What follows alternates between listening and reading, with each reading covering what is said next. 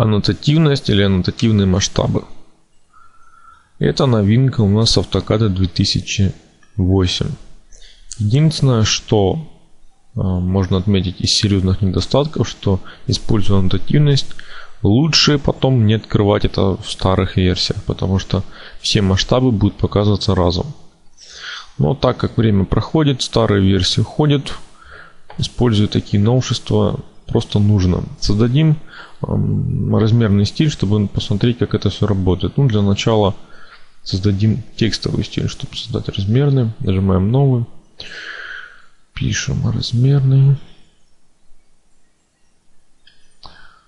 Ставим шрифт Arial.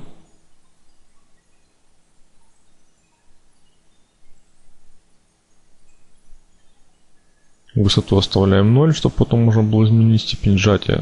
Я оставляю обычно 0,8. Arial слишком жирный. Угол наклона 0. Закрыть. Размерные стили. Новый. Пример будет у нас. Аннотативный.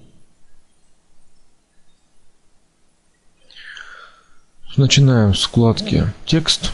Ставим наш текстовый стиль, размеры. Выставляем высоту шрифта. Отступ от размерной линии.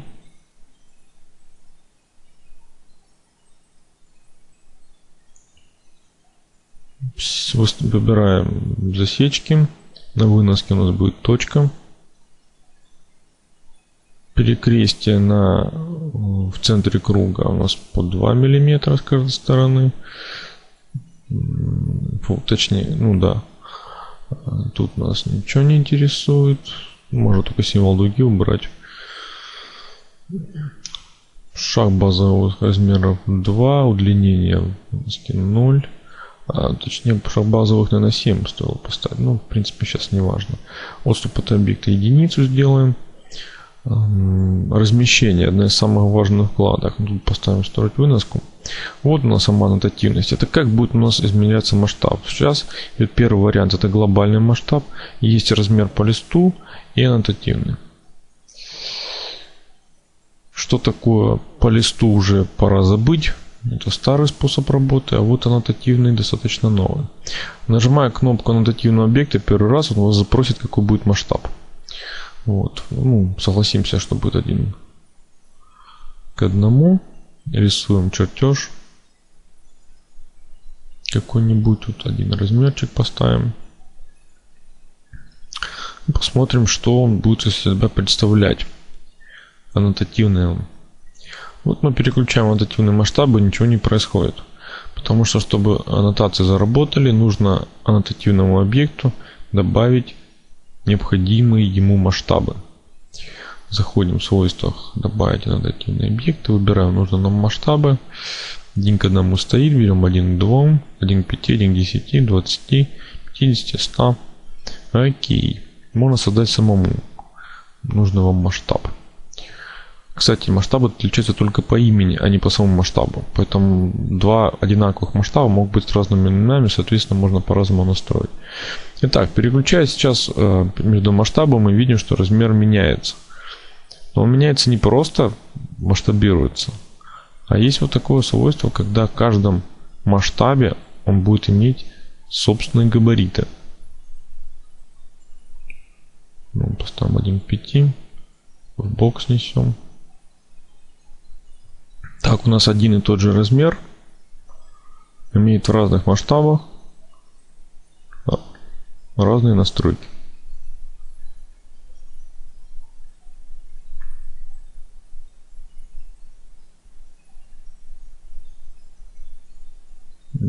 Засунем его на листик. Так, у нас есть viewport. Что такое viewport? Как им пользоваться? Смотрим в уроке листы. Сейчас мы в свойствах viewport ставим аннотативный масштаб, тот масштаб, который будет отображаться на этом листе. И стандартный масштаб, какого масштаба будет изображение внутри viewport. Они могут отличаться, эти масштабы. Ну, к примеру, там чертеж будет маленький, а размеры большие. Ну, это уже по желанию. Итак, копируем несколько вьюпортов, делаем. Ставим каждому из них свой масштаб.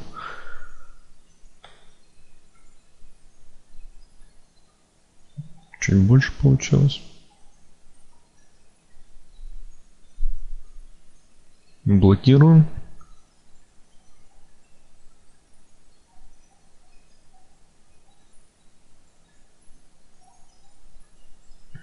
Так, видим, что на листе у нас сейчас отображается один и тот же размер в 3 вьюпортах, но выглядит абсолютно по-разному.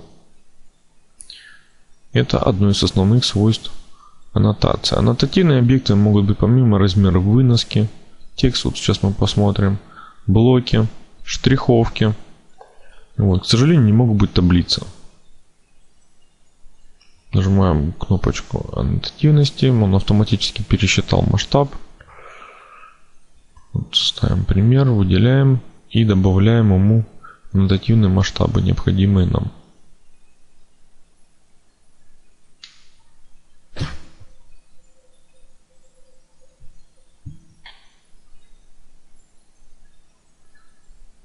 Когда выделяется объект аннотативный, показываются все вариации его масштаба. Если аннотативного объекта несколько масштабов, наведя на него курсор, отображается не просто обозначение аннотативности, а несколько значков аннотативности. Это значит, что у этого объекта сразу включено несколько масштабов.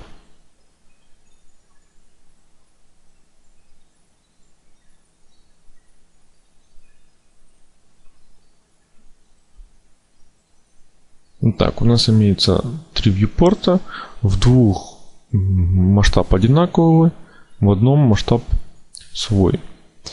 Вот. Как мы видим на листе, эти надписи абсолютно одинаковые, несмотря на масштаб. Вот мы нарисуем кружочек, и видно по отношению к кружочку, что как бы надпись, она меняется. Но на листе она отображается правильно, как она и должна быть. Вот увеличим немножко размер там до 3. Было явно видно. Перейдем, масштаб видно. Вот. Здесь по бокам, здесь так. Сейчас мы в одном виде перенесем элемент, заглавный его маркер.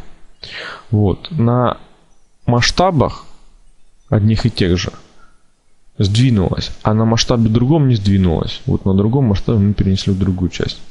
По отношению к кружочку эта надпись расположена в разных местах. Вот, и по-разному отмасштабировалось. То же самое, в принципе, мы можем сделать и с блоком. Возьмем кружочек диаметром 1. Создадим блок. Пример.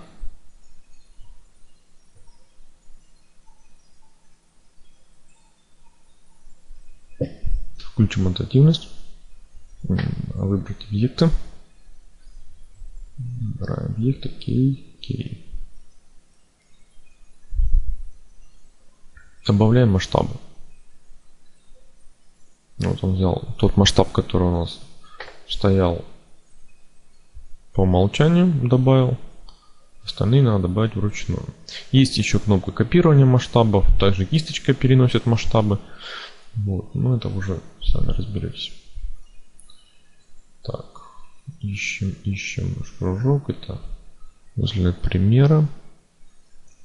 Сейчас мы это вот копируем вьюпорт сбоку.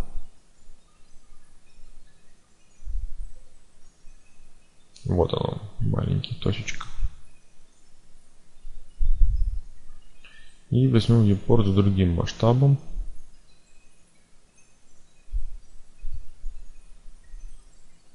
Это точка. Перенесем поближе. Видно, что на разных масштабах сейчас кружок одинаковый. Нарисуем рядом кружок такого же диаметра. Такого же единицу. Вот здесь он идентичен.